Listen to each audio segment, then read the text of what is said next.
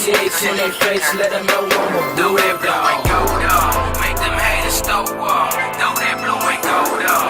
Make them haters throw up. Throw that blue and gold up. Make them haters throw up. Throw that blue and gold up. Make them haters throw up. Throw that blue and gold up. Make them haters throw up. Throw that blue and gold up. Make them haters throw up. Throw that blue and gold up. Make them haters throw up. Throw that blue and gold up. Make them haters throw up. Throw that blue and gold up. CH in they face, let them know I'ma throw that blue and gold up. CH in they face, let them know I'ma throw that blue and gold up. CH in they face, let them know I'ma throw that blue and gold up. CH in they face, let them know that. Shut them haters up, you know we go so hard. Chopper hit up in they face, yeah, I'm a bulldog. Number one is what we holding.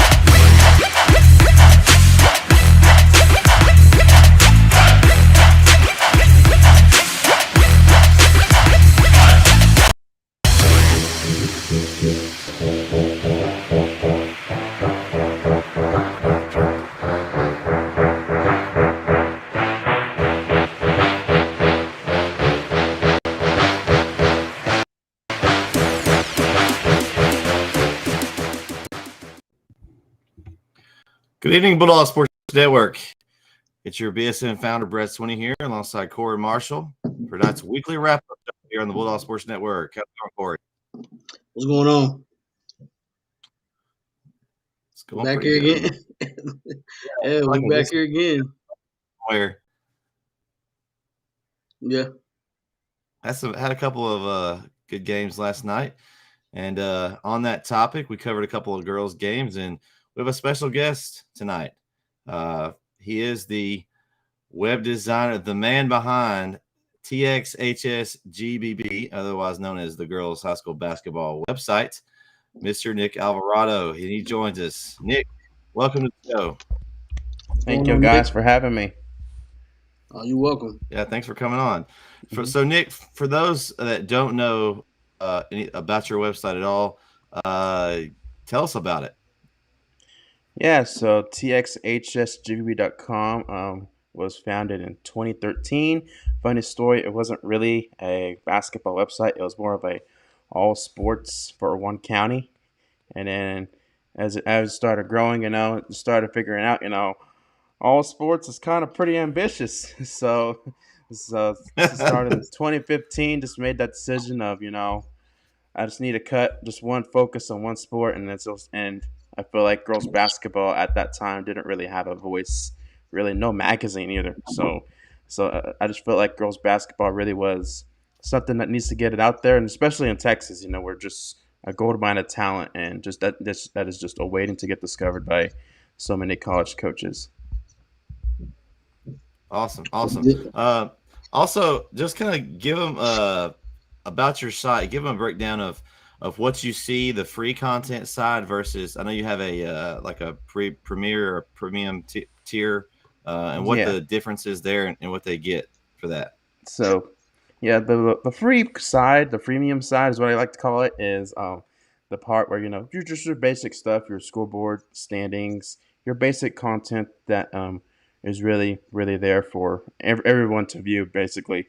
So it's I like to view it as like the old days of newspaper, where we didn't have these sites. All these sites pop up and just figure out, you get all your standings, your scoreboards, all that in the back pages of the newspaper. Whereas to the free content, it's the today's part of the media in sports now, where you get your feature stories, you get your breakdowns in terms of playoff projections. We do quite a bit of that.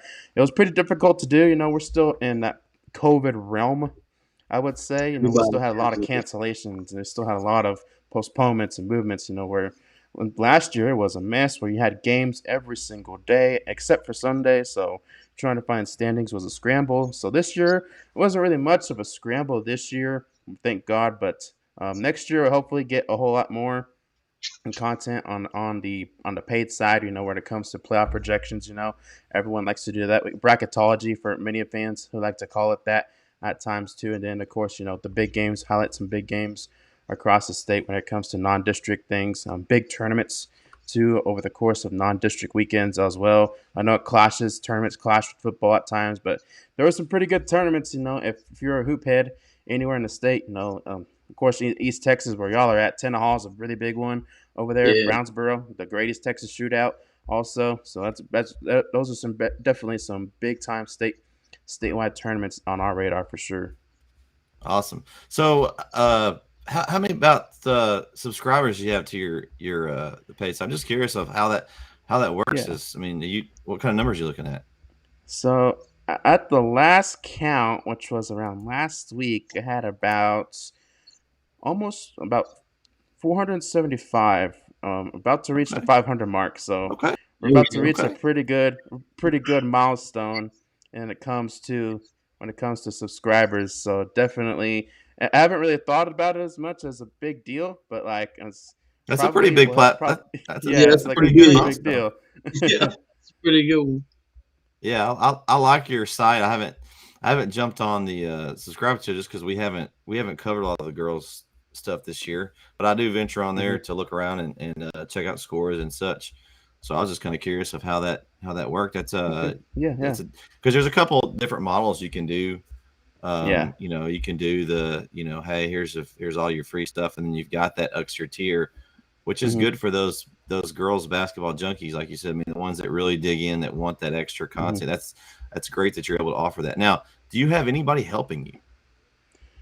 At the moment, I'm the primarily one that does all the standing scores and all the playoff information. I'm the main person that handles that. I have a couple of friends in the Austin area that come in and help me there. I also have a guy also in the Dallas Fort Worth area helping me out with Dallas Fort Worth stuff too, as well. Okay. So I'm usually primarily the guy from that covers El Paso all the way over to the Texarkana area. So I'm probably the main guy that focuses around there and hones in on there. When I get a lot of help from Austin, from my friends down there, and then also some coaching connections too from across the state, and see, hey, how does this team look, or hey, how does so and so look when it comes to other teams from other areas. I was going to say as well, I was going back in there about the coach connections. Have a lot of coaches been receptive of what you've done and as far as like support and kind of spreading the word a little bit towards their communities and stuff?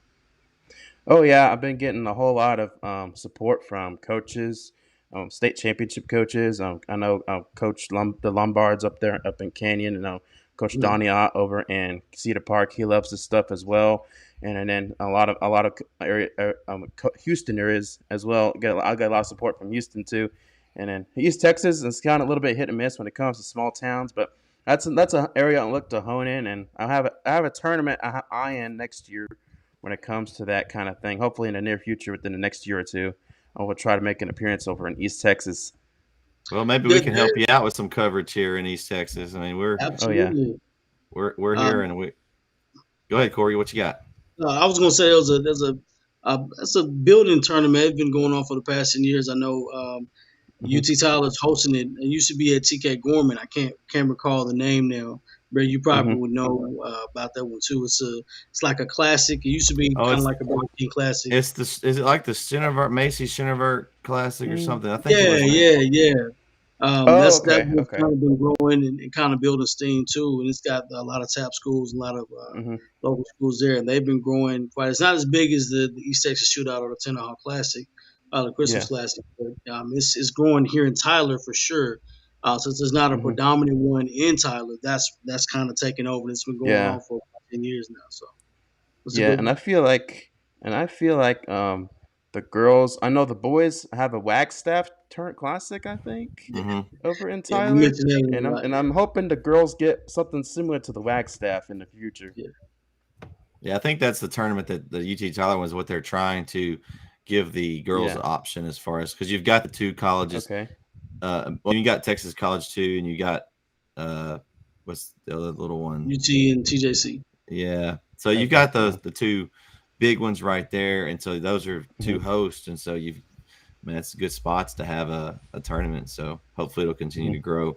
I was going to ask you on an average night on a game day, how many retweets and notifications do you get? Because I can imagine that you get quite freely because all those coaches are tagging you and retweeting you scores and all kinds of stuff.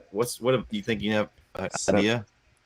So I've lost counts over the years, so I had to get like a social media management tool to help me out on that. And within a span of a week, so it's counting 2 days of games. So within a span of a week, you're counting like around 608. The last week was 682 tags. Now there's a Twitter post a limitation to where if you tweet so many times within a span of X amount of minutes, I don't remember, you get suspended because Twitter thinks you're spam, and I don't know why, and that's weird. And so I found out I haven't gotten blocked or suspended. Thankfully, I believe 1 year I did, but it was on my personal account before I made the website, and it was like a 5-minute suspension. I'm like, okay, so don't do that again. It's Twitter. So it's like. No, we don't want to do spam. Not the spam. All right, we got some people joining us here. We're going to shout out. We got our boy Chris here as usual. Shout out to Chris. Come on, Chris. And we got James Chris here.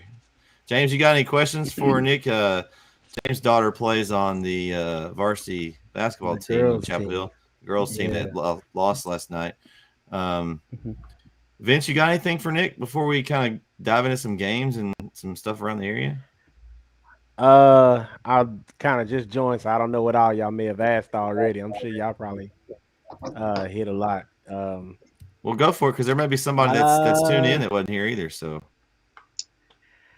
I'm just gonna. What is what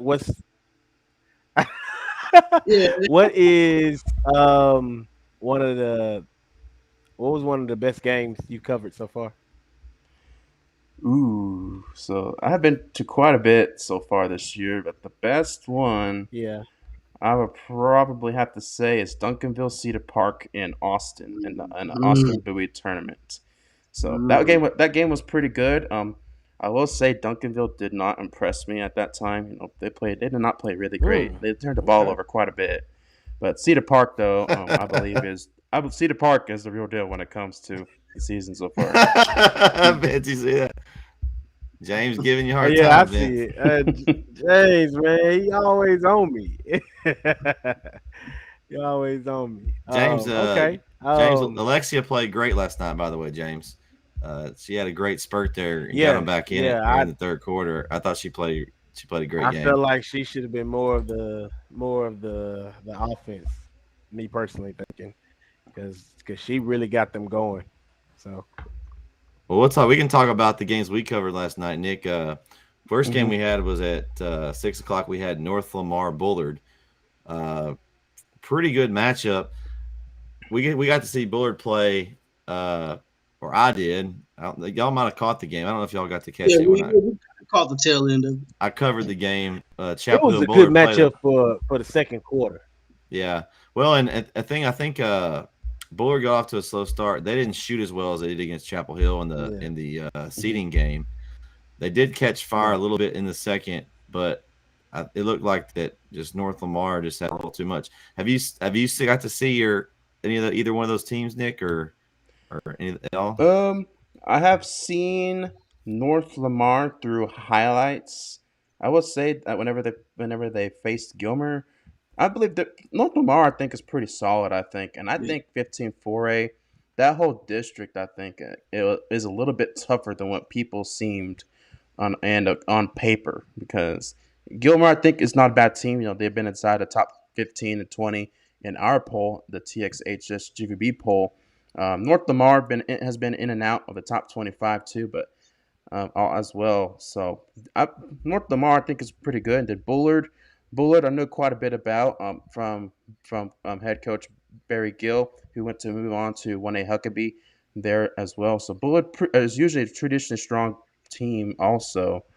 But I'm kind of surprised that North Lamar gave it to Bullard in a way there. Yeah. Well, our district, we talked about it before. Our district kind of got spanked as all four teams got beat. And you talked about it that 15-4A was tougher than maybe everyone thought, and all four teams came out on top. So, and that kind of shows the depth of their district. I think I looked at the score. I think Gilmer and Liberty Allo, the team Liberty Allo who we played, they were neck and neck for first. Actually, Gilmer beat them in a playoff game for first, and so that they all had losses. They were able to beat each other up. Kind of shows how tough maybe the district was as a whole. I can sense that, to be honest with you. The North Lamar team, we talked about this live last time on telecast. They were young and they're long, and they play pretty good defense. Yeah. And I thought, like you said, they were in and out of the polls. I could see that for sure, because I thought that team, their game plan was phenomenal, and they covered a lot of ground. And they were very young. They had a couple freshmen and sophomore. I was impressed with that team, so I can understand how they were in the top 25 poll, maybe in the top 15. But North Lamar is pretty legit, and if Gilmer's any better than those two teams by far, then I suspect Gilmer's going to make a pretty good run. And I know Gilmer's been pretty legit for the past few years. So. And James says we beat up on each other all season, but can't get out of the first round. So yeah, there were some good games between Bullard, Lindale, and Chapel Hill. Henderson was a little step below, but I think they even stepped in and beat Bullard or one of those teams above Chapel Hill. I know Chapel Hill beat them twice, but yeah. And speaking of beating up, man, that second game we had between Liberty Allo and Chapel Hill, it was a physical game. The refs let a lot go. Liberty Allo, I don't know how much you've seen of them, Nick, this year, but they play some like physical defense, like hand checking, all in your face, and it really it frustrated our girls, and forced some uncharacteristically bad passes and just panic a little bit. And I mean, the ref kind of dictated the tempo and of the game and the way they called it, and it was right into Liberty Allo's favor. Yeah, whenever you say, sorry, whenever you say physical, I think of West Texas physical, because we have a whole lot of teams here in West Texas, that play physical ball, and Liberty Ilo, I think, is a team that makes you play makes you play their style. They muck it up, and that's the way they like to play, and as well. And I think that's the reason why they kind of got that split against Gilmer too. Is excuse me, when they make that. When you make a team force you to play the way you want to play, it kind of gets to your head mentally in a way at times too. And definitely, I think Liberty Ilo, looking at the brackets here, I think if they can take it to Brownsboro early, I do think they have a shot to potentially provide an upset there in that area round. But Brownsboro right now is just too good. They got a pretty good solid scoring team there also, but that's our old coach, Jeremy Durham from Chapel Hill. He went to Brownsboro. I think he's an alumni. Right. Yeah. So that was actually we were kind of interested to see how that matchup would go if we were able to get past them. That'd just be interesting. But he had a good program running here, and of course Brownsboro's got that solid little dribbler program, and so they they eat, sleep, and drink basketball over there. And so he's got them rolling. We left out Winsboro. I can't forget. I can't not mention Winsboro. We say Brownsboro and the two boroughs, because Winsboro is just as good as Brownsboro is and was in girls basketball too. Remember they had that hot streak. Growing up, I think they won 4 straight state championships or something like that. I mean, they were They were pretty dominant in girls basketball. And speaking of that, I think Winsboro is actually one of Brownsboro's losses this year. I was looking at their schedule. Yeah. They beat Brownsboro. So yeah, so that's a rivalry I would like to see. Just like the UConn and Connecticut of East Texas, or no, the UConn and Lady Vols of that. I like that. But I do have to ask a question. So there was a guard at Liberty Island. I can't think her name. One of the guards was going to Sam Houston State, or I don't know if you have any at a commit or something like that. I couldn't remember.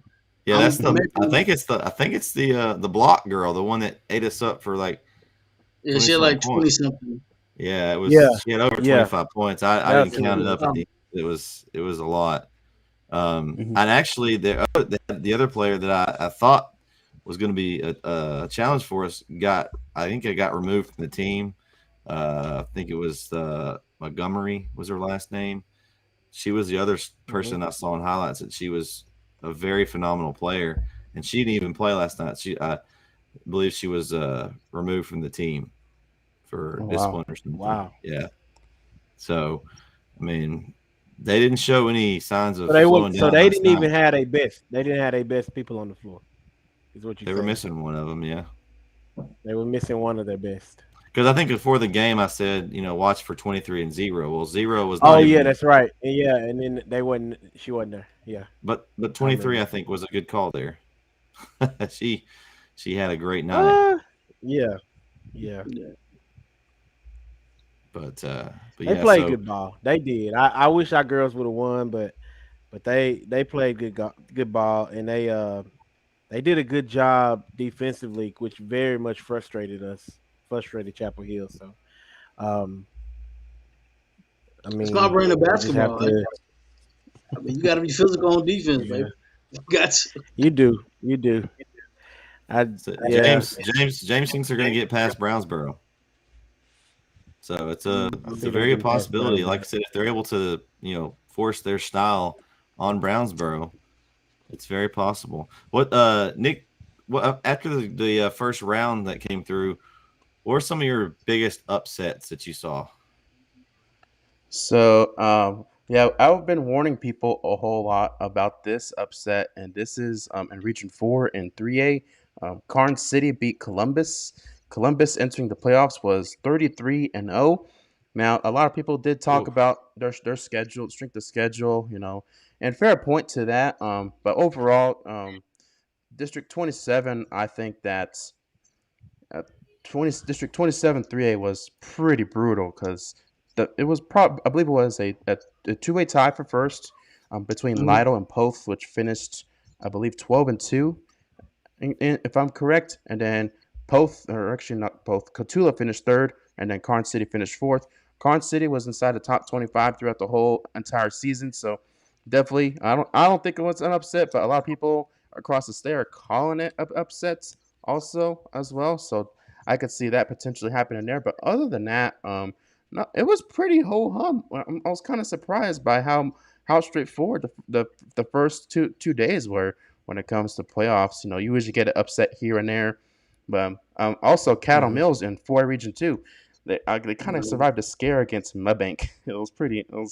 I'm not sure from what the social media post from what I saw was, but it looked like from the angle of the video from Cattle Mills was, I believe the girl, she had a running shot and right on the right elbow, and then I guess it made in right at the buzzer sounded, and Cattle Mills won. So they were down for most of that game too. So fair play to get Cattle Mills, though. They'll be playing Paris in the area around there also. I'm always afraid of going into the playoffs undefeated. That always makes me nervous. Your only loss of the season could be the last game that you play. Yeah, and that's got to be hard to deal with. Yeah, I'd rather lose games early, than to not go on the blemish. That's hard to go into the postseason and you one loss and you're out. Well, that means everything. That means everything's gone your way, like the entire season. So every break and everything, and you don't know how to act when it don't go your way. So all it takes is that one break that doesn't go your way, and you almost don't want that to happen. Late. So you want it to happen early, but man, That's got to be a tough one to swallow. Going that 33 wins and 0. That's a lot of wins. That's a lot of tournament games. That's a lot of games. Period. I mean, you can probably and the most you can play is like 40, huh? Yeah, I believe so. I believe that's the cap for schedules. I mean, that's because if they went all the way, that would have been, 39s. I mean, that's a lot of games. Oh yeah. A couple of years ago, when Mansfield Timberview went to state, they entered the state tournament 40-2. So they were, and I believe they won the state title that year too. So they ended the end of the season 42-2. So I mean, there's no way I'm going. There's no way I'm going to the state tournament. If I'm playing that many games, there's no way I'm not going to the state tournament. If I have to be in the stands, I'm going. The state of Texas owes me a pair of tickets. They owe me 25 tickets for the entire team. They owe me. I'm going. Can't force your way into that game. Huh. I play 42 games. I'm going. Somebody's paying my way. But yeah, I wanted to follow on that point that you mentioned about going undefeated and losing first round. A lot of these tough districts, we like, for example, DeSoto's, Cedar Hill, Duncanville, they beat each other up so much in the regular season. And then we talk about the term cannibalism. You're eating your own district up when it comes to the playoffs. And when it comes postseason, you have a lot of injuries. And you're not healthy. You're fatigued from a very tough district slate too. And I feel like in college too, whenever it comes to, the old Big East with 16 teams, Marquette, DePaul, Seton Hall, and then you had Syracuse and Cincinnati, all those teams in there. It was cannibalism, I feel like, and it comes to tail end of the Big East, and then they split into the American, towards that tail end before that split, the Big East ate itself up at times. A lot of teams, that were NCAA tournament worthy went to the NIT, and they had a deep run in the NIT. And then I feel like in high school too, you had the same point, and you had the same way too. And it comes to that, and I feel like in 16-4A, might have been a little bit of cannibalism when it came to Lindale against, of course, Chapel Hill, and then of course you had. I believe the 2 seed here was Bullard. Yeah, Bullard. Bullard also being in that tough pool of group of teams too in the top 3. So sometimes it's good to be in a tough district, but come later on, it could be harmful when it comes in the postseason. Yeah, I'm glad you mentioned the Big East. I miss the old Big East. I really do.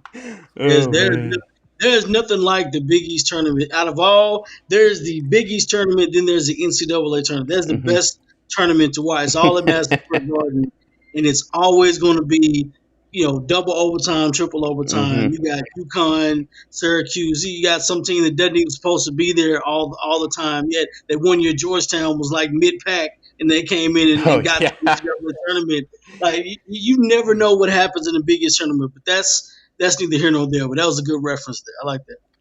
Well, I want to take this opportunity to thank our sponsor for tonight's show, Zoe Knows Insurance. Shout out to Zoe and his company. Zoe Knows Insurance. So Zoe, give me a call. So we want to talk some sponsorship business. So I want to have you on the show too. So give me a call, Zoe, if you're watching. And thank him for sponsoring each week. Y'all want to talk about some matchups in the area around? Absolutely. Sure. Let's go. Yeah. Nick, we just found out we will be covering the game in White House between Gilmer and Canton. Ooh. What do you think about that? We saw that. We actually were thinking about Brown because we got a good relationship with Texan Live, and so we pretty much can pick what games we want to cover here in this area because they're based in the Houston area, and so we've got built a relationship with them, and we talking and we looked at the game in Marshall between Liberty Island and Brownsboro, but we're like, man, that's an hour plus drive. We got White House right here down the road, and Gilmer and Canton possibly could be a great game. You got Gilmer, which we know they're good in that 15-4A district. Then you got Canton coming out of district with Brownsboro. So the only 2 losses they had in district were to Brownsboro. What do you think about that matchup? Yeah, I think this is going to be a very good, a very tasty East Texas matchup. Canton have some pretty good guards from what I hear. They can score the ball and shoot the ball pretty well. From the feedback I got whenever they were in the holiday tournament again in Leonard, they played pretty good, solid basketball. I believe they had pretty good defense as well, and I feel like with that can go into a great combination of pretty good players and a good team being coached by John Hobbs there. And then for Gilmer, definitely really good, well coached, disciplined team as well. Don't know a whole lot about Gilmer. I've seen bits and pieces of him on throughout highlights on film, but overall, I feel like this is gonna be a really good basketball game. Well, if you want to watch it, we'll have it. We'll be on NFHS. I'll pull it up on Texan a big screen. Live. Yeah, Texan Live is actually they can only cover so many games, but they're still getting us on through NFHS, so should be a good one. Corey's excited about it. Vince, you gonna make that one this week? Friday, White House 6:30. down the road in White House, right? Yeah, I'll be there. so should be good. It is an enemy territory, but we'll support it. But it's not enemy. They're not there. Yeah, I know. Yeah, I know. Finally, Chapel Hill will be in White House or be somewhere. That's an inside joke.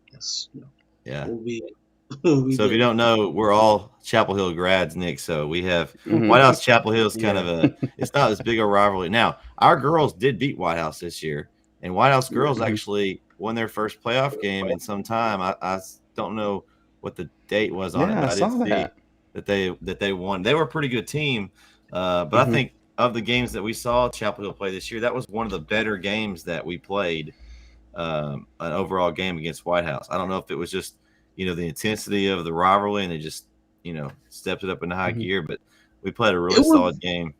It was on a Tuesday night, and and you had White House on the calendar. Chapel Hill plays, and it was a home game, and slowly but surely people start to come in the gym, and the crowd kind of gets a little riled up a little bit, and by the second quarter, you got a game, and it turned into something that's bigger than what it normally would be. So it was good. It was good. I liked it. James says he watched Canton and they are sneaky good. Yeah, I have him as a sleeper pick in 4A Region 2 behind Cattle Mills also. So that's a pretty good sneaky top half of that bracket. Looking at it on paper, pretty good sneaky part of that bracket. Yeah, Ken's always had a good basketball program, girls or boys. So I don't suspect anything less. So any other matchups in this area, Nick, that you see that might be to watch out for? What you excited about? Yeah, I mentioned it earlier. Brownsboro and Liberty Ilo. I'm interested to see how Brownsboro handles the physicality of Liberty Ilo. And again, the key is for Liberty Ilo is to take it to Brownsboro early, get them routed up first mentally, and then if you kind of get them into foul trouble early, Liberty Ilo has that feeling of they can be able to do it, and definitely. That'll be a upset potential, not too big of an upset potential when it comes to potentially upsets. But overall, it's something it's worth to keep an eye on. It's worth to keep your popcorn handy when it comes to keeping an eye on the Twitter. That'll be definitely one for sure too, as well. Winsboro, I think will have a pretty good game. Looking at my bracket here, I believe they play Wascom. I believe, yeah. So definitely, that's definitely going to be a game. I think Winsboro handles Wascom, in my opinion. I believe in that part of the bracket. I think they're path to set for that regional tournament in 3A there too. So, I have a question for you guys, and I've been getting a whole lot of this about coaches, and I want to get it through the media perspective now. A whole lot of coaches relate to me about regional tournaments that they don't like it. So as a media perspective, what is your feedback on regional tournaments? Because you got to play Friday night and then you get like a quick 8-hour planning and then you're back at it. Brad, you wanna go first? You want me to? It doesn't matter. I mean, it's up to you. I can. We can talk about that actually, because the funny thing is we're going to be covering a regional tournament in Commerce this year in the airplane hangar. I don't know if you've ever been to that gymnasium at A&M Commerce campus. It looks like a big airplane hangar, and the gym's just sat in the middle of it. But the atmosphere in there is like incredible. I've seen pictures. I've never been, so I'm excited. You've never been, Corey? No, man. Yeah, I'm excited. Corey, I'm telling you what, man. Never been. You've never been either, Vince. Man. Chapel Hill's played there before in the past. I've traveled and gone to watch them.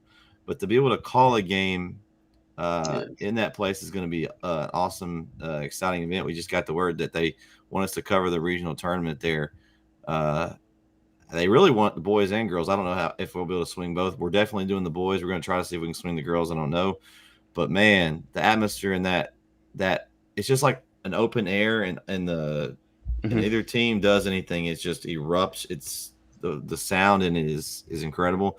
But I personally, now I'm not a coach, so I personally like it because it's like you get to travel somewhere. It's like a semi, I guess, a preparation for how the state game's going to be in a sense. Now I know they still give them a day off, right? For this it's consecutive days. So is it back-to-back days there too? I can't. It's been a long time since I've been in the state tournament.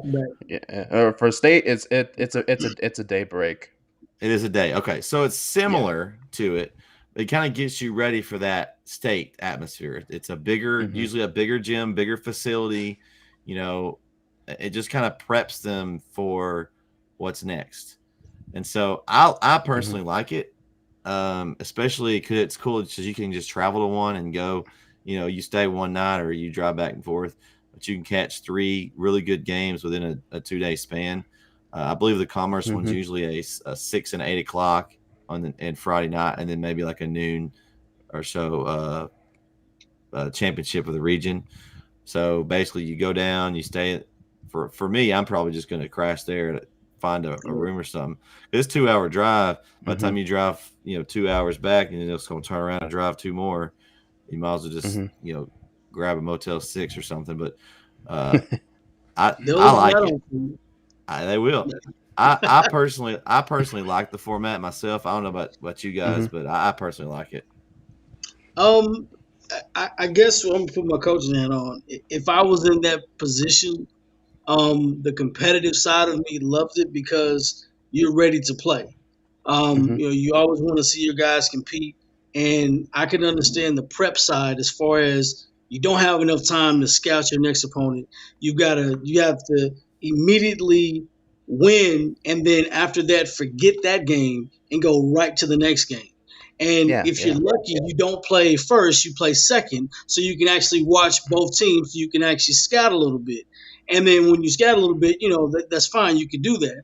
If you after the other game, you gotta get done with the I don't want to say champagne, shower with the Gatorade showers, all the kids excited, send them back to the room so they can get rest. Even though they're 16, 17, 18-year-old kids, you still want them to relax a little bit, go get away, don't think about basketball. And then now the coach has got to come back to the gym, you're ready for the game. You got to scout, and you got to, scout this team. And then you're scouting on the fly because you don't have the additional tape. You're scouting right then. So everything that you see is what they potentially would run. And so each coach, and it's an advantage for both teams because each team is doing the exact same thing that you're doing.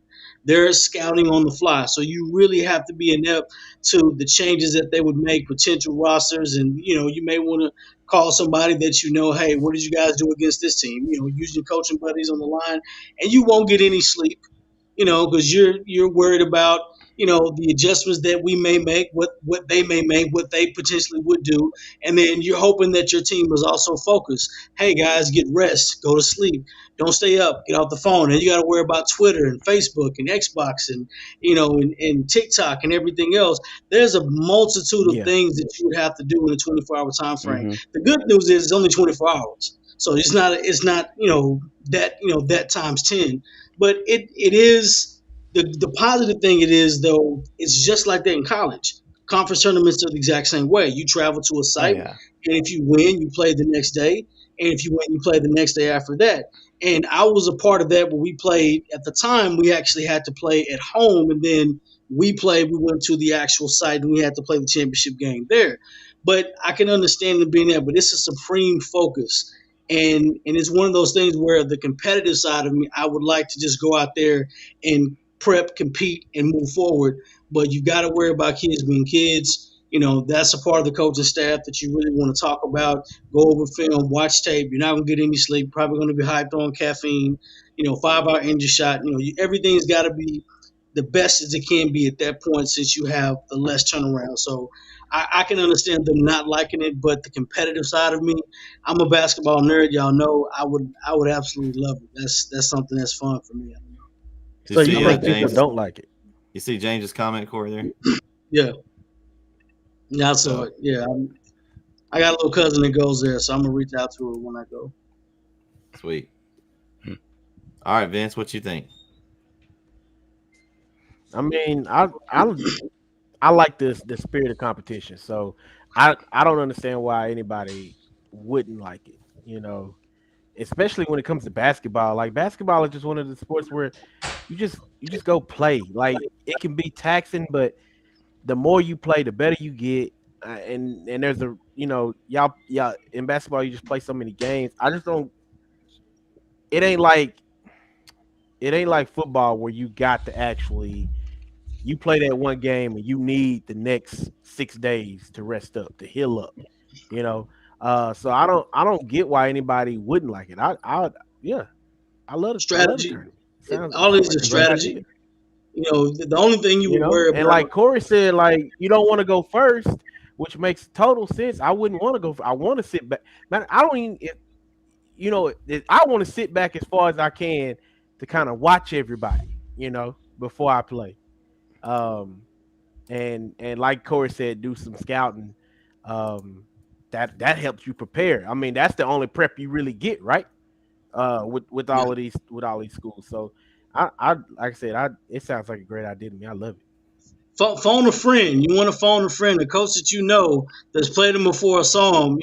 Hey, let me know. So what worked against? I mean, all these coaches know each other, so they calling each other anyway. They calling assistant coaches and stuff. Oh, hey, tell me about Liberty. They communicating anyway.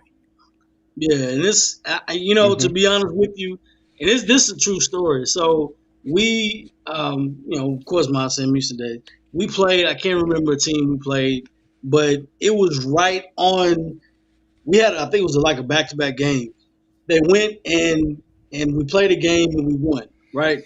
And so immediately that night, matter of fact, no, I'll tell you, it was the Padre Island tournament, college tournament, Padre Island, and we played. I think it was a team out of Delaware State. Played Delaware State that night before, and the night after that, I think we had to play another team. I can't think of the name. We won both games, and so they had to.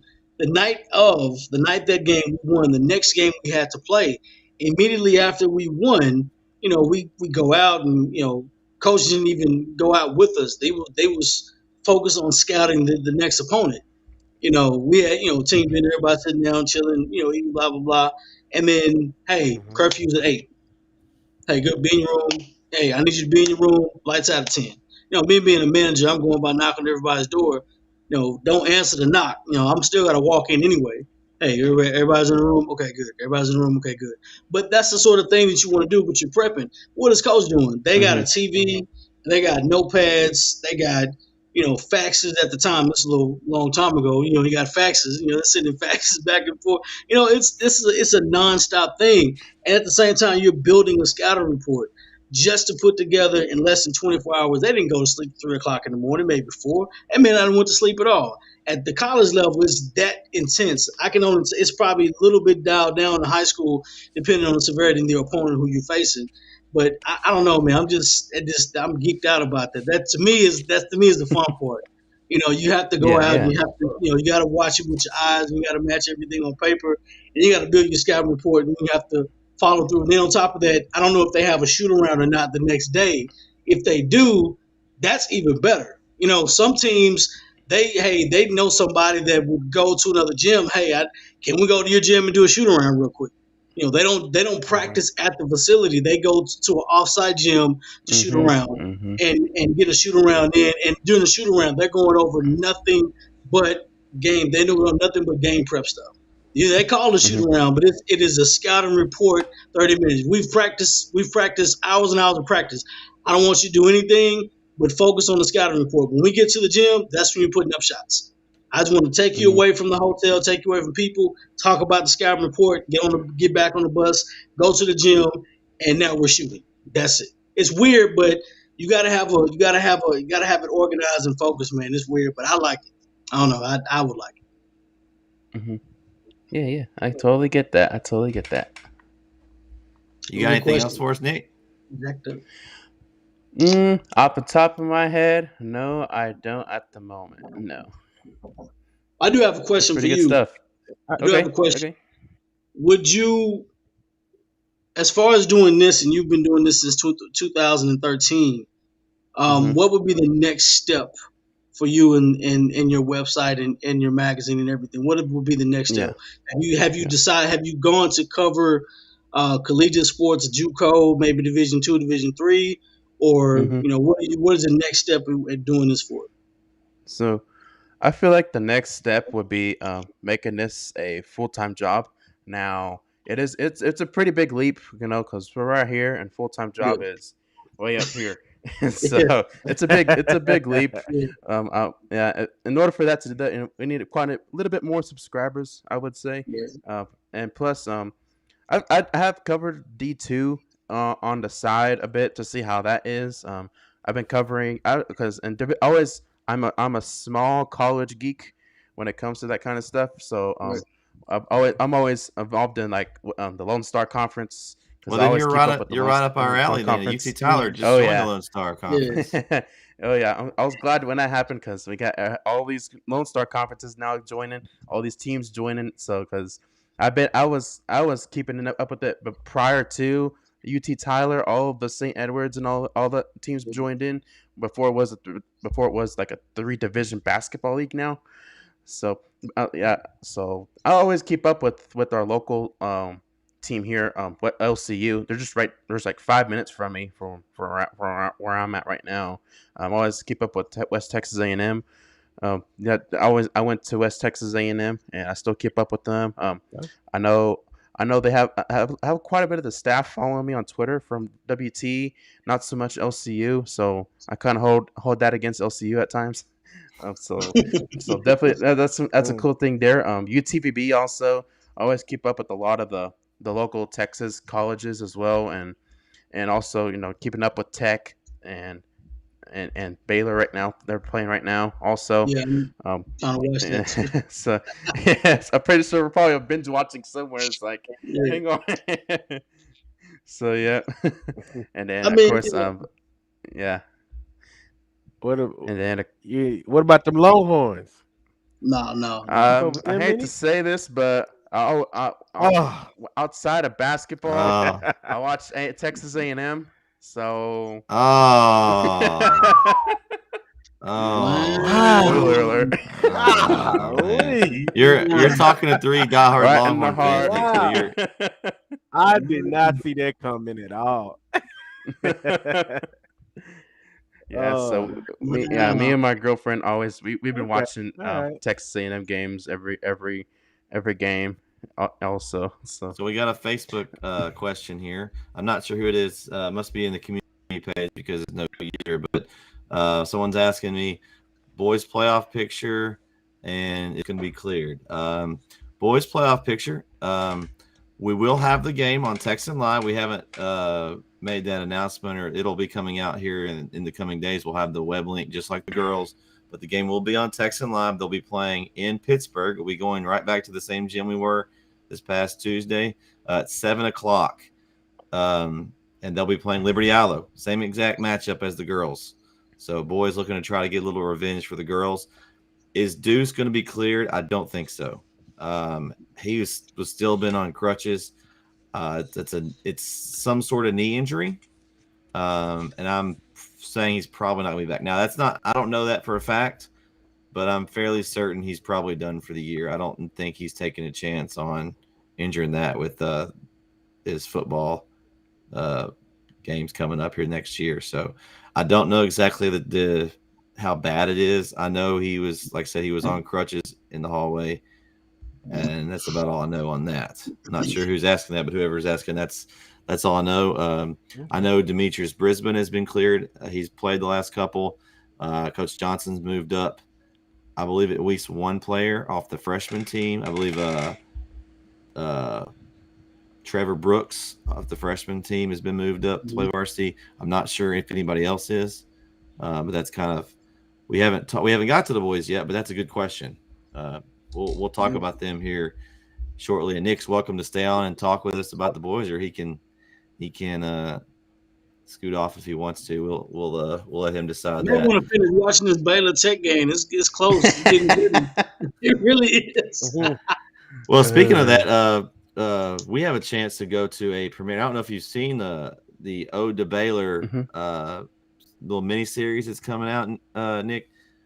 Basically, it's kind of goes from the tragedy of the murder of the basketball player in Waco with Coach Bliss and that whole situation, and then the Scott Drew story. He took over the program and obviously led them to the national championship. We actually have a former alumni from Chapel Hill. I think he's 2 years older than me.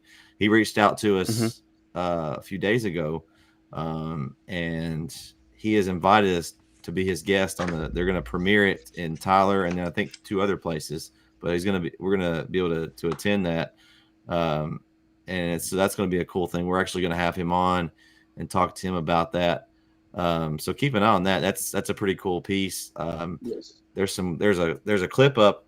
I think it's on YouTube. So look it up. It's got the little kind of the trailer, and it's pretty cool. It looks like they've done a really good job on it. So shout out to Chris Scott and his team. Shout out Chris.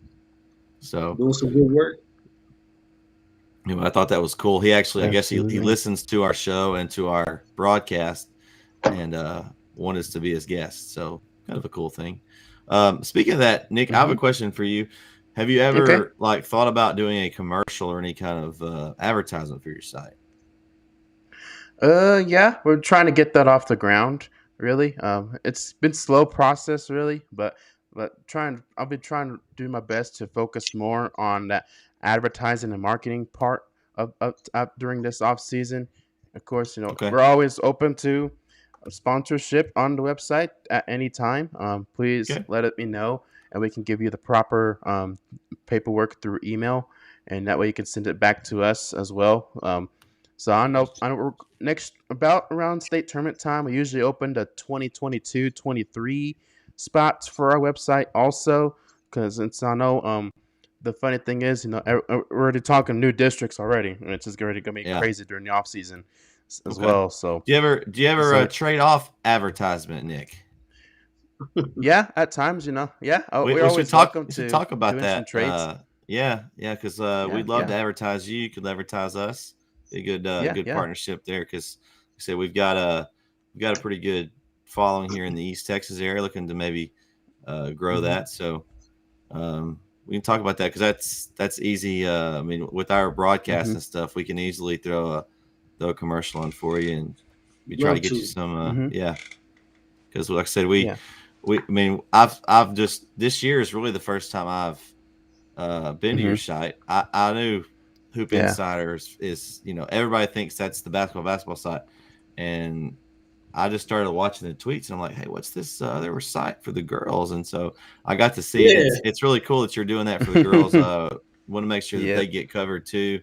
Also, I know how hard it is to keep up with just one side of the thing, not trying to. So that's great that that you're able to split that with Brad. I know he's covered up with the boys, and we've talked to him a little bit.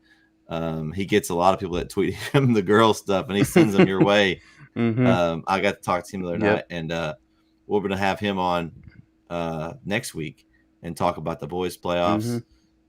So it's an awesome. We like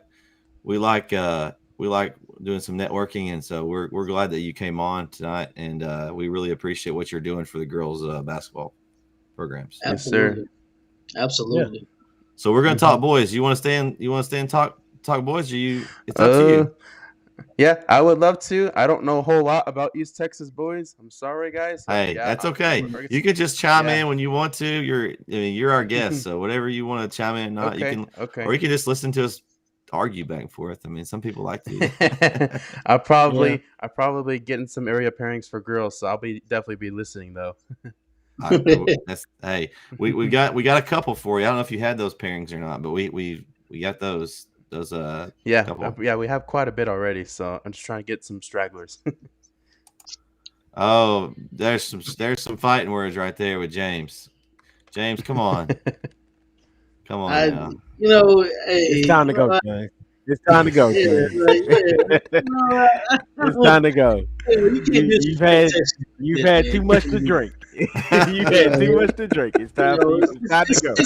I was gonna say it's a school night. All right, It's a school night. so basically, since we've left the boys, we the last game we covered the boys was a road loss in Bullard, a tough one that they had a chance to take hold of the district. Mhm. They couldn't pick up the win, so they were able to roll with 3 straight wins. Um, Picked up a win over the Tyler Heaton in a extra game that was added, and then over not Lindale, Henderson, and then Spring Hill. Pretty significant wins for Coach Johnson and his crew. So they're going to roll in, and I saw they got the 3rd seed.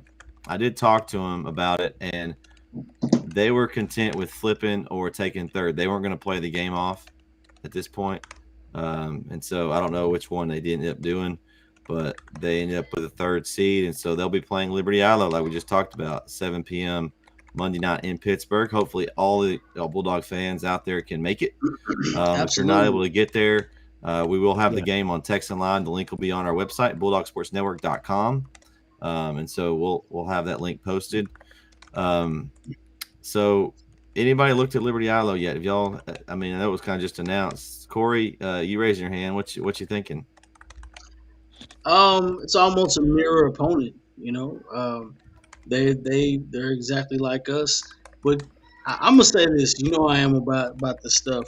I'm always leery of playing a team that you beat before, especially in the playoff. We played Liberty Islo again last year, and we put a thumping on them last year. And this basketball team is almost identical to the same team. They just gotten better. They're 20-7, 7-3 in their district, and they've had some tough bouts and fights throughout that district. Of course, you have Paris, which is a perennial power, and they're always tough. And so they're pretty battle tested. So I'm pretty sure that they looked at the schedule and they saw that they had Chapel Hill in the bracket. It's not, if they're competitive like I would assume that they would be, they circled that game. They hadn't forgotten. So that's a game that they want to see, but it's more of a focus game at this point. You don't want to give them any more bulletin material, and you want to come out if you're Chapel Hill. You want to come out, take care of business, do what you need to do, and move on to the next round if you want it. It to me it's not at this point. It's not going to be X's and O's game. It's going to be a hard game. Both teams are very similar in how they play. They both like to press. They both like to play herky jerky, if you want to call it that. Just for anybody listening, I don't want to get too technical. How the game plays are. Everything is fast, simple, up tempo. It's gonna be up and down. It's gonna be a fast paced game. It's gonna be a lot of press, a lot of press. A lot of shot. But turnovers, I'm not gonna get too in depth. Turnovers will be a key to the game. And they put up 106 points against an opponent this year. So they'll score points this year. So I don't have any question about that. But they are a better version of what they were last year. So we've got to be on that same level or better than where we were at that point last year. They'll be ready for us. Vince, you got anything? Okay. For me, I've said this before: free throws, free throws, free throws. I feel like that's going to be the key to our game because we leave a lot of points out there. And I haven't been to all the games, but the ones I've been to, that seems to be the thing that sticks out to me the most. Rebounding also, but from just free throws, man. Like I think the other night Did we miss like 13 or 14 free throws or something like that the other night? And I was just thinking in my head, like, that's 13, 14 points added to our total. Like, that's game changing, you know? Um, so to me, that's the key. That's the key to the game. I'm not so worried about playing an opponent. Well, I mean, yeah, you play an opponent early in the year, and it could come back to bite you if you play them again in playoffs. It happens, but I don't know. I guess I'm just not worried about. I don't know. I should be worried about this team, but But you're we not. got Brisbane back. You're not worried. I'm just not. I'm not. I don't want to say. I don't want to disrespect the other team. I guess that's what I'm trying to do. I don't want to disrespect them. I'm just saying I'm not. I'm just not worried about what they are capable of doing because I know what we can do. When we clicking, man, it's fire. Yeah, it's fire, and there ain't too many people that can handle that. Now the problem is getting there, getting to the promised land. That's the problem. If you get there, you know what I'm saying? Yeah, we gonna smash anybody we play, but it's just getting there. It's the problem. It's just getting there. That's the problem. And again, if we come out and we set the tone early, I don't feel like we should have an issue with them. I just don't. I just don't believe that. Now I could be wrong about them. All right, yes, we got Randall Doss here. Got a question. Said, who needs to have a big night for a win? I don't know. Here's my thought. I think we're very guard heavy. We like to dribble around and shoot. But my key is the front line of Chapel Hill. Huddleston, Kelly, and Mumphrey. I think those three guys, even Murphy, it contribute. The front line needs to have a big game for Chapel Hill. We know we can. We're gonna. We've watched them all year. We know we're gonna shoot a lot of threes. We know we're gonna play fast, and we're gonna throw the ball away. It just happens the way they play. There's gonna be turnovers, but I think the key is inside out. If we can get the big guys clicking, get Kelly a dunk, maybe get Huddleston a good post up and get him a and one, get those guys inside, it's going to open up the outside. And the more open that our shooters are, as you've seen this year, the better chance we have. If they're having to shoot, shots contested and things like that, their percentage goes down. And obviously that's for most teams, but especially for the Bulldogs, they need open looks. And for that to happen, it's got to go inside out for me. I agree. I agree, Brett. I think I like Huddleston a lot. I feel like he needs to have a big night. Mumphrey too. I talk a lot about him too. They need to have a big night. I like what you said about the playing inside out. I always say, man, why don't they get more touches? Especially I say it a lot when we lose. But that seems to be the common denominator to me. It seems like when we do lose, it's like it almost feels as if we lost touch with our inside game. So I believe they need to have a big night for us to take it home. I'm gonna throw a curveball. I'm gonna say whoever gets a double, whoever can get a double, that's who we're riding with. I've watched about maybe 40 minutes of game tape, and like I said, they play like us. Control the glass is going to be very key. Not give up too many offensive rebounds or defensive or offensive rebounds for sure. But if we can score interiorly, in the half court, of course they're going to want to press, so they're going to have an opportunity to score layups as well. So we have to break the press down. But if we can score in the half court inside, and also win the rebounding battle, whoever gives a double, it's hard to find a team that loses when your player has a double. It's almost impossible to lose. And I can't find it's rare. Well, in high school especially too, because these days a lot of it's a lot of guard oriented, a lot of shooting threes and stuff like that. I mean, especially a this lot of one. shooting. You get to the bigger classifications. They're going to be a lot more big guys. They might have a tendency to go inside more, but the smaller you get, the bigger your inside game is, the better chance you have, in my opinion. Because and what I look for when I say double, that means that the guy that is getting, he is everywhere on it. He is wanting to rebound the basketball. He is going after the boards. He's boxing out, and he's getting putbacks, and maybe he's getting plays drawn for him. But that's what I look for, and that to me is the hungriest player on the floor. If they're able to do that, especially if our bigs, whether it be Humphrey, Mumphrey, whoever the bigs are, I'm making a joke right now. Whoever it is in the post right now in the interior, whoever steps up and wants to be out there, no silly fouls, no ticky tack fouls. They come out, rebound, and try their best to score interior wise. That's who has to be the big name tonight. The night, the guy that's going to take us over the head. I can't say it right now, but who needs to have a big night? The person who wants a double. That's who needs to have a big. I feel like that might be Brisbane. I feel like it might be Brisbane too. Because there's been a lot of times where he just kind of he gives us a spark. That he gives us a spark that we need. So could be. That's a good. That's a good thing. We've seen him kind of take over. We've seen him take over at times, like just when everybody go cold, he just come out of nowhere. Big shot. He did the same thing in football. Steal, I mean, same thing in football. Yeah. I mean, he kind of came out of nowhere and just put that spark and lit that playoff run. He might be the X factor.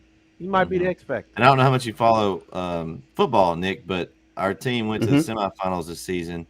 Demetrius Brisbane is a freshman. He kind of came in mid-season, sparked our runs to the semifinals, and he's actually on the varsity basketball team as well. So, a tremendous player, tremendous just kid in general. I work at the school, and he's always gives me a dap. He knows who we are from me at the game and stuff. He's a great kid, and real kind of quiet. He's real sneaky about some of his moves. He's not. He's fast, what? You're right, because you don't. He don't really. I don't know. It's like you see him and he out there and he don't really showboat a lot. You know what I'm saying? Like he don't. I don't. He just takes care of business. He's real collected. He just does what he's supposed to do. He doesn't get shaken real easily for a freshman either. He's very level-headed. No, not because he's a freshman doing. If you were looking at him out there, you wouldn't think he was a freshman. That's what I was gonna say. Like maybe they underestimate him a little bit because he's real quiet at times and he's just doing what he's supposed to do, and you may lean off of him a little bit, and then bam, there you go, and it's off to the races, and now and now he hot, and he done got Barry hot, and then all of a sudden that's when I talk about we start clicking, So I think Brisbane might be that guy. That's a great question, Randall. Thanks for joining us tonight. I don't know if you've ever got to tune in live, but keep following us. Subscribe to our channel if you're not, and we appreciate the question. Appreciate that. Yeah. So, y'all got anything else? We're kind of at the point now where, there's nothing but. Well, we didn't. I would like to ask y'all. I'm more of a football enthusiast, but what y'all think about the Super Bowl? It was a good game. It was. I literally enjoyed the halftime show. I will say that. It was the best halftime show that I've seen. I almost. I wanted to text. I wanted to send out a text to Corey and said somehow the 49ers losing again. I was gonna leave him alone. I ain't gonna never let you live that. Shots fired across the bow. You ran your mouth a little too much. You were drinking too much Kool-Aid on that one. So Nick. Okay, so who's your NFL team, Nick? I caught you off guard like you did me yesterday. Yeah.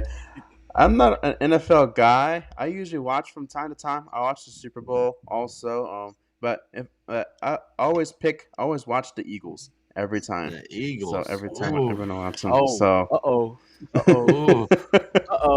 so I ain't got no which one is problem. weird at You see, times. hey, you see what I'm sporting? I ain't got no problem with it. Yeah. You're a sport. Where's your Green Bay hat? I'm Where's your good. Green Bay hat, Yeah, he Vince? got a Hey, I green got it. shirt. Don't Nah. play. Let Okay, me go grab it. so the running joke, so you just can Mhm. catch up here, Nick. We call Mhm. Vince a bandwagon fan. So he'll stay with the team. They start losing, and then he's gonna pick somebody else. Oh, it's Green Bay now. Let me switch my hat over to Green Bay. He, It's seen the the trend. Homer Simpson. You seen the Nah, Homer Simpson meme where he's going nah. into the bushes and he comes And Oh, out see, from oh, here we go. check Look, this here we out. go. It's Check. Adrian Mumphrey's uncle. Shout I out to see. Okay, Randy. that's what's up. That's what's up. All right, Randall. Hey, I just want you to know, Randall. I got to talk to your nephew a few times in the hallway. He's a great kid, and I really admire him. He wants to come on our show, so we'll have him on at some point Yeah. after the season's over. So Tell him hope to you've keep been working. enjoying. Yeah, keep working. He's got a lot of great skills, and he's got a real chance to play somewhere at the next level. So tell him to keep working. And tell him So don't go over the back and foul so much. That's yeah, that's what we need him in there. We need him in go the for the game. rebound. If you Yeah. beat, don't go for it. Hey, he's top of the class though in the Sweeney School of Flops. So we'll say that. So another inside joke, Nick. So Mhm. I'm kind of in high school. I was known for drawing a lot of charges. That was my thing. So Mhm. I kind of started the Sweeney School of Flops, and so I grade everyone during the game on their charges and their flops and such. And so Adrian, he's gotten some really good grades this year. He's probably close to the top of the class in the Sweeney School of Averaging a Flops. 90 right now. He's gotten some. Mhm. He's gotten some. There we go. flops. All right, Vince. James says we got Lovey Smith. We did. Hey, it's about to get on and popping. Give us 2 years. We'll be back. And he's back on. He said, "Okay, thanks for the advice. He listens at Love what y'all his say." friend. Hey, that's awesome. Thank you. We appreciate it. We say we're doing this because we love to support the team. We love basketball and we love sports. So any criticisms or advice, it's all because we love the program. We've all been through it. So we're glad he's here and just have him continue to work because that's what it takes. Nothing but the best. Yeah.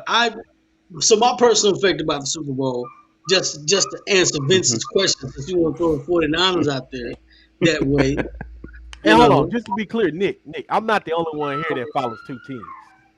Corey does the same thing. Very clear. I told you, I'm grandfathered in the Houston, Texas organization. I'm grandfathered in. So no matter what, Grandfather, they ain't been around that long. Well, I have family. I have family that played for the Oilers, so technically, that's Tennessee Titans, Corey. No, they're still Houston. I'm still it's Tennessee they don't go Titans. to Ring of Honor. They don't go to Ring of Honor in Tennessee. They go to Ring of Honor in Texas. No, they don't. They go to Tennessee. All the records and all the stats, they took it with them.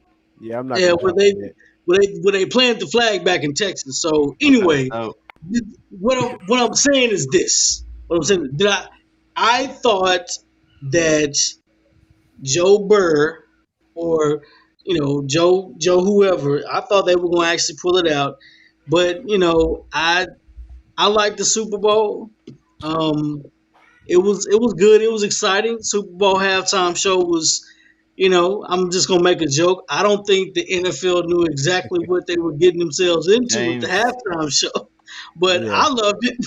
That's all I can say. James, I only speak truth, man. So just calm it down. Truth is being spoken here. I tell you, so Nick, if you want a true fan, someone that supports their team and doesn't waver, that's you're looking at him. Okay. Yeah. Can you guess what team he's for? Yeah, you can already guess. And I'll give you the hint. He's the biggest mouth on the show. They'll tell you exactly who he roots for. That's okay. I don't care. Nothing in the past hurt my feelings. But it's the Stars, the Rangers, the Cowboys, and the Longhorns. And my condolences. All of them. So I'm with them no matter if they're good, bad. There you go. Corey's with me on the Mavs. I'm a man. I can't. That is my all-time favorite team. Period. Vince can't Here even we go. tell you. Here we go. Here we Vince go. can't even tell you what basketball team he supports. Which one is it This tonight? is really why Vince is a bandwagon Oh, here we fan. go. Here we This is go. really why Vince. Miami Heat. He told the bandwagon story. Listen, I'm not finna.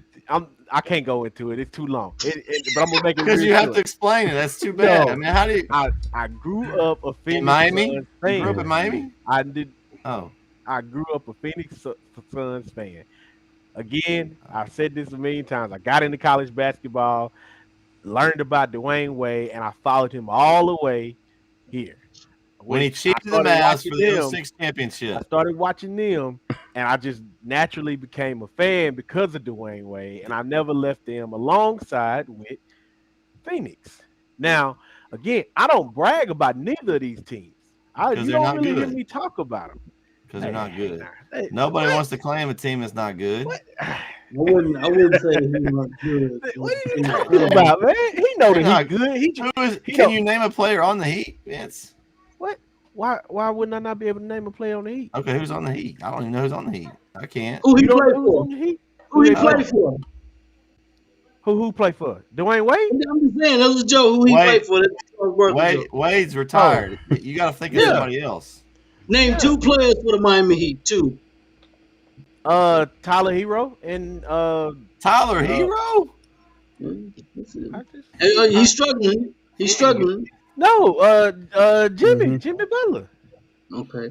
Name three. Name starting lineup. He don't know. Do me like that. He don't know. Y'all not gonna do me like that. Nah. Y'all trying to no. Listen, and let me tell you this. Brett known me for a long time. He know I've been here.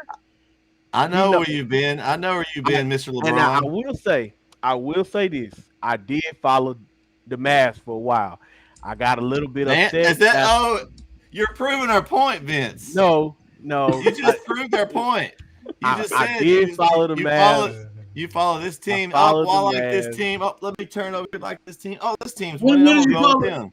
This was before the Miami thing. This was before the Miami thing, and the deal that happened with Steve Nash. I don't know. I was in my feelings. I was young. I was in my feelings. The Steve Nash and Nick Van Exel, the deal. I was just mad. I was just pissed off. I'm gonna be honest with you. I was just pissed off. Because I liked them. I liked them a lot. Speaking of that, the Nick Van Exel, I was at that game when Chris Webber got injured, the playoff game. He went down with his knee injury, and the Mavs, they scored like 80-something points in the first half, and ended up winning. I think it was like 140-something to 120. It was an incredible game. I think it was the most points in playoff history for the Mavs for a while, if it still stands. But yeah, they probably gave up 120. Yeah, he did. But it was like back and forth. Van Exel had like 40-something points. I mean, he couldn't miss. Anyway, I just reminded me of that. But yeah. So that, and that's when I kind of let go of the Mavs. I was like, I can't do it. You gotta ride with them when they're not. When Ross Perot had to say, you gotta ride with them way back in the day.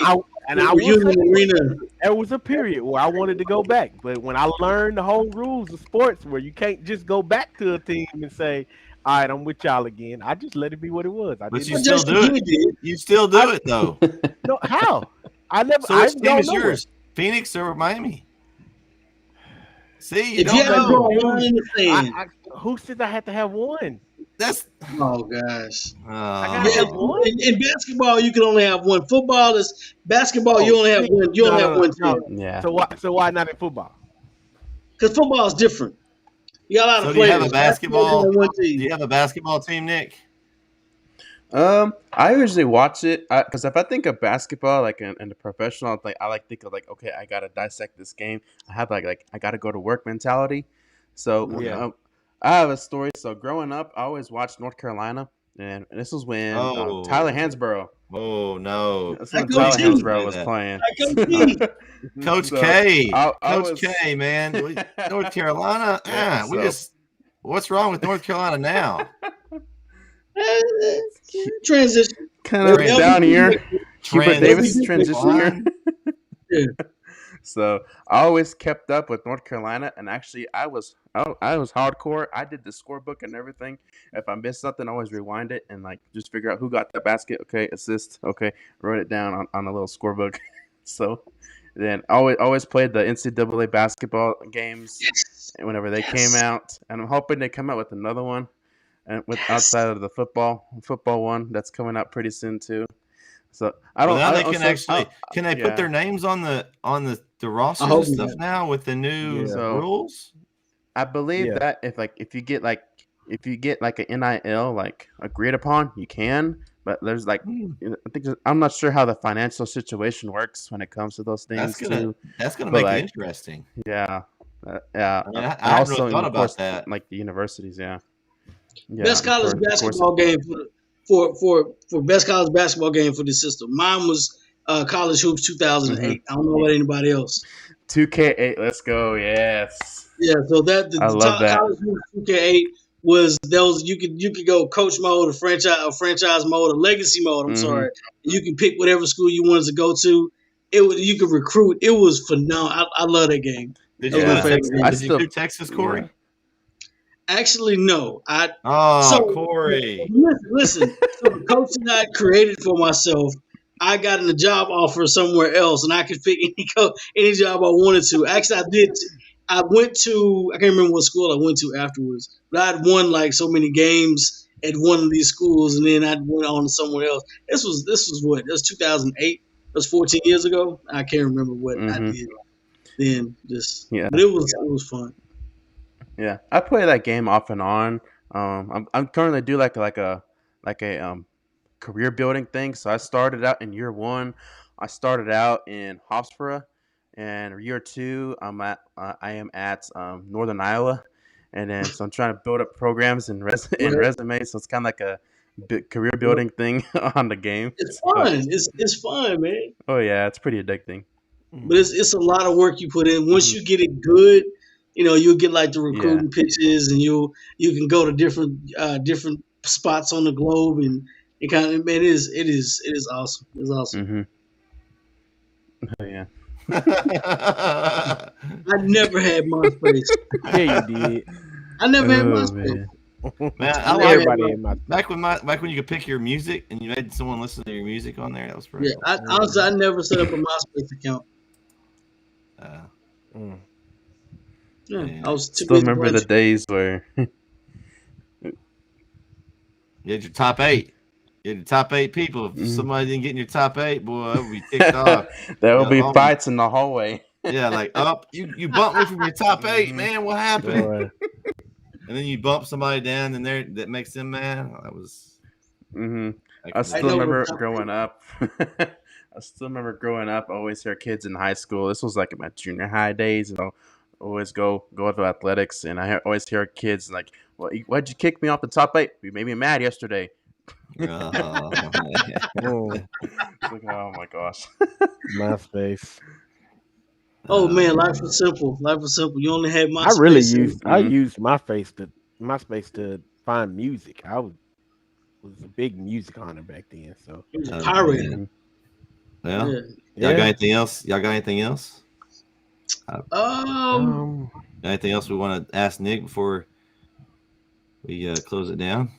Man, I've followed him a little while doing my research on him, but I definitely following some more. I've got to get more into the high school girls sports. Got a lot of friends that coach the girls athletes, girls sports, especially girls basketball. So I'm excited for that. Especially WNBA is growing and expanding, and they're getting more popular. And there's a lot of girl dads out there, so it's important for those guys to go out there. I have a daughter, so this magazine is perfect for you guys that want to play hoops and basketball. So that's a good thing, man. I think it's awesome. And like I said, hopefully we can have you on again sometime. It's been awesome to have you on. And hopefully maybe we can help you with some stuff here in the East Texas area. That kind of stuff. So as we continue to branch out and grow, so You want to just kind of go over your site and all that again for those that may have missed it earlier, where they can find you on Twitter, how they can get involved with your site, anything that you want people that follow our show to know about your site and your business. Okay, yeah. So facebook.com/TXHGB is the Facebook page. We have a Facebook group also. It is Texas HS Girls Basketball Huddle. I do ask that you answer those questions because there's a lot of spam that I keep getting into, and there's a lot of bad links. Also, I do want to point that out. Be sure to not click those links. There's a lot of bad streaming links. A lot of stream links usually get contacted by the media group themselves and also by the school themselves too. Schools usually get first contact when it comes to those streaming things too. So be on the lookout for those things. They're kind of pretty sketchy. They ask for your credit card information and they don't give you the game. That's how it works. So Twitter @TXHSGB also. And on Instagram @TXHGB also as well. So we'll be posting a lot of photos as we'll be going out to games a whole lot more often this weekend also. So pretty action-packed weekend. I'm pretty excited to see how the action unfolds in the area around and head into the second week of playoffs. Awesome. Well, Nick, we appreciate you coming on the show. I got you on here, man. I got you. There you go. There you go. We'll continue. Right, we continue to use your tag on our posts and stuff. We'll continue to try to get the word out. Like I said, we appreciate you and everything you do. And again, thanks for coming on and joining us. Hope you absolutely hopefully we entertained you a little bit. We hell yeah. Oh yeah. On a Wednesday. On a Wednesday. Yeah. Well, for Corey and Vince, for our guest Nick Alvarado, this is Brett, your founder of BSN. We'll catch you next time right here in the Bulldog Sports Network weekly wrap-up show. See you guys. Peace.